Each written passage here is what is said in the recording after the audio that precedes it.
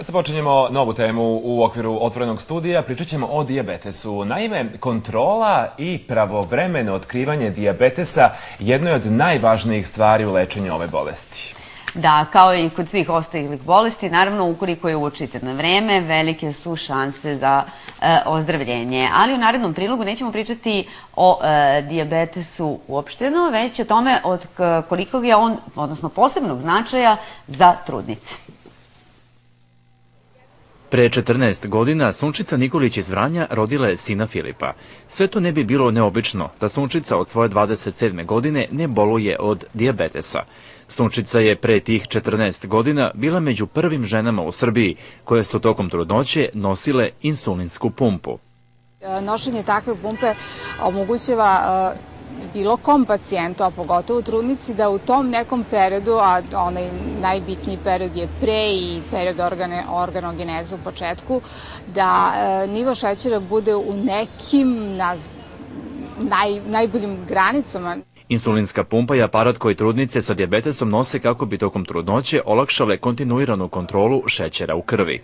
Prednosti ovog aparata su višestruke, posebno ako se uzme u obzir da tokom nošenja aparata trudnice normalno obavljaju svakodnevne aktivnosti. Smanjuje se mogućnost pojava komplikacija tokom trudnoće i povećava šansa, i to nam je cilj osnovni i nas i bolestica koje nose trudnoću, porođaj potpuno zdravog deteta.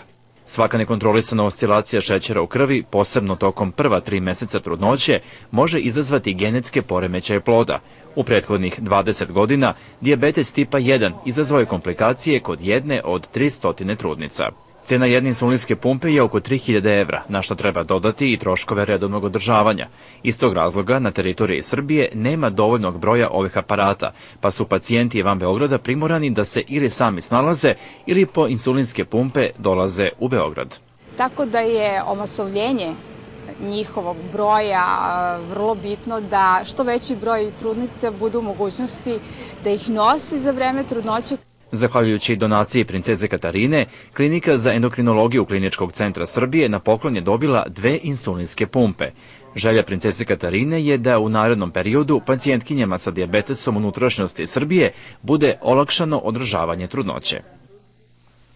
Bila je ova priča o dijabetesu u trudnoći, a prema poslednjim podacima u Srbiji sa dijabetesom živi preko 630.000 osoba ili 8,6% stanovništva. Dijabetes je 5. uzrok smrtnosti u Srbiji. Udruženje za borbu protiv dijabetesa Beograda i Savez Srbije još jednom apeluju na sve teži položaj obolelih. Upravo o tim gorućim problemima danas razgovaramo sa Stelom Prgomeljom, podpredsednicom Dijabetološkog saveza Srbije, i maratoncem Ninoslavom Raškovićem. Dobar dan ili dobro jutro, dobro prepodne, kako god dobrodošli. Dobrodošli.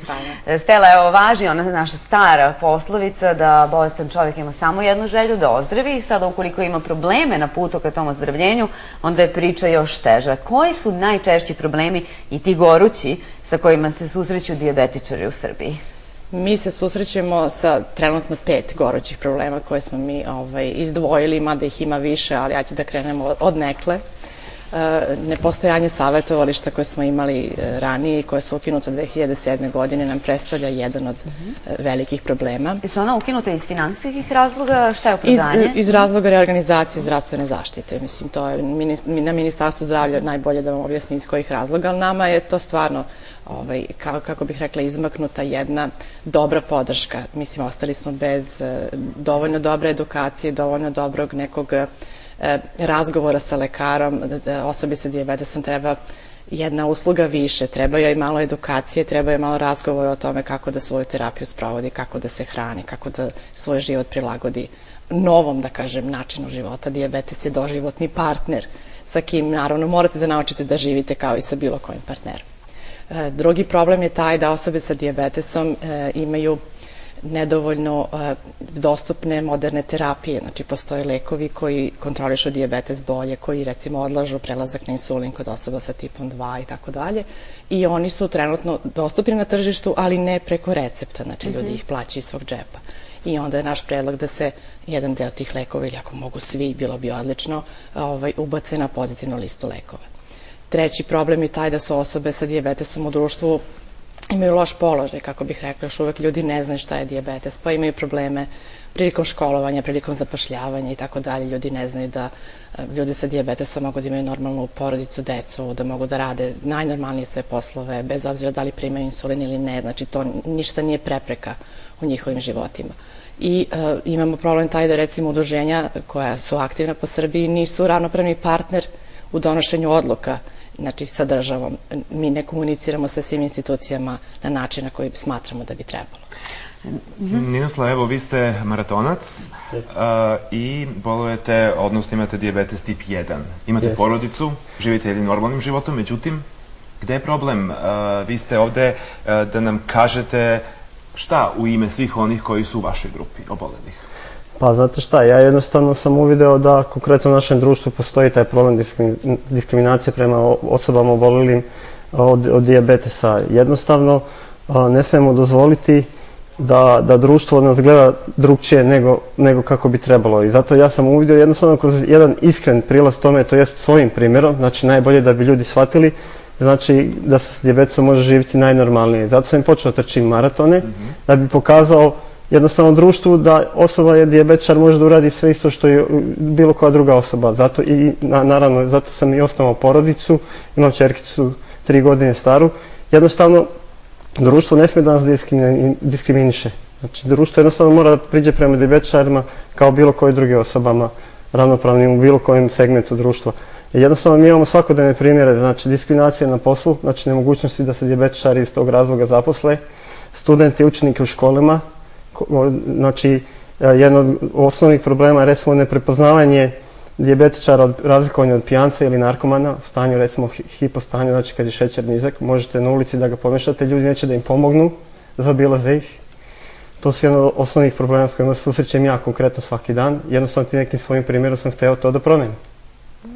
Ukoliko, evo, Stela, i vi ste govorili o tome, ukoliko se promene ih životne navike, kada čovjek prosto shvati da boluje od nečega što je neizlečivo, nažalost, onda verujem da se, da, je stanje, kako vi nazivate, verujem da se i kvalitet života poboljšava. E sada, pošto svi pominju ranu fazu otkrivanja kao bitan faktor, koji su to simptomi koje mi zanemarujemo, pa onda otkrijemo bolest u nekoj kasnijoj fazi koja je alarmantnija? Što se deci i omladine tiče, to je jako teško. Znači, taj dijabetes tip 1 koji je izazvan potpunim prestankom rada pankrasa i autoimuno oboljenje, i tu ne možemo mnogo da utičemo na prevenciju, ali kod tipa 2 koji je u većem broju i u Srbiji i u svetu, možemo da prepoznamo tako što je ta često žeđanje, češće mokrenje, znači jedna glad koja je, da kažemo, vučija glad. Stvarno ljudi mnogo više jedu, a gube na težini.